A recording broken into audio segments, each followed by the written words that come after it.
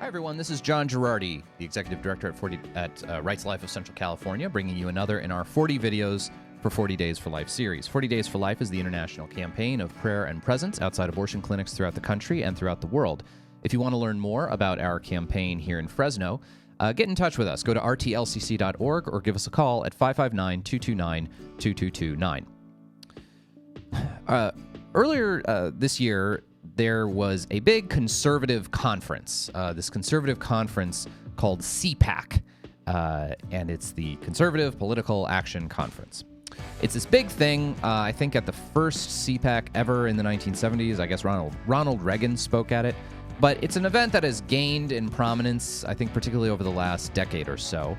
It includes speakers on the right with as high profiles as Donald Trump while he was president of the United States, all the way down to random yahoos with, decently sized Twitter followings. One of the troubling things I've seen in the conservative movement more generally, and thankfully, at least in one of the two major political parties, pro-lifers have somewhat found a home. I wish both political parties were pro-life. I wish, I really admire the work of pro-life Democrats and pro-life liberals. The political reality of the day, though, is that the Republican Party is much more supportive of the cause of outlawing legal abortion and defending human life than the Democrat Party is. It's a sad, unfortunate reality, but it is the reality. One of the things I see, though, is that the position of social conservatives, for whom abortion is kind of their chief animating issue, their position within the Republican Party, I think, has always been one of sort of being used and not being fully respected, and our priorities having less pull than others. Back in the old days, the kind of three-legged stool of the conservative movement were foreign policy hawks who were anti-communist, you had fiscal conservatives who were very pro-business, and then you had social conservatives. The fiscal conservative pro-business wing didn't have a lot of votes, but it had a lot of money. The anti-communist hawks had a lot of sort of intellectual sway and had some big money behind it. Raytheon and Boeing have, more money behind them than I do. And then the pro-life movement and social conservatives more broadly had a lot of votes, but didn't have a lot of money. And as a result, it was not surprising, I guess it's not surprising when you look at it that way, that when Republican presidents got into power, they would talk a big game to their conservative pro-life voters, but then not really deliver in various ways.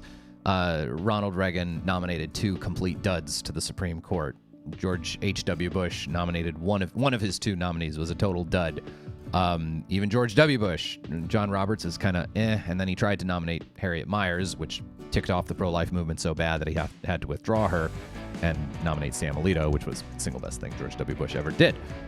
Now, I find it frustrating that the pro-life movement has not had the same sway in the conservative movement as other entities. A lot of that kind of changed a little bit with President Trump. Trump was very conscious of the importance of the pro-life vote, and he even went to the length when he was campaigning in 2016 of releasing a list. Here are all the people I would consider for the Supreme Court. He was the first person to do that, and I think it was actually a very shrewd move on his part. Well, I began by talking about this CPAC conference. This CPAC conference, which is, again, one of the biggest gatherings of conservatives in the country, didn't have a single spot for pro-life speakers this year. Not one speaker addressed the topic of life, and even in this year when Roe v. Wade is about to be overturned. And this is purporting to be representing the whole conservative movement, sort of more broadly. I find this frustrating that even today, when pro-lifers have demonstrated their critical importance within conservatism, that I guess because we don't have the kind of money pull that a lot of big businesses have, or that, defense contractors have, that somehow our presidents and our politicians view our concerns as being in some way secondary.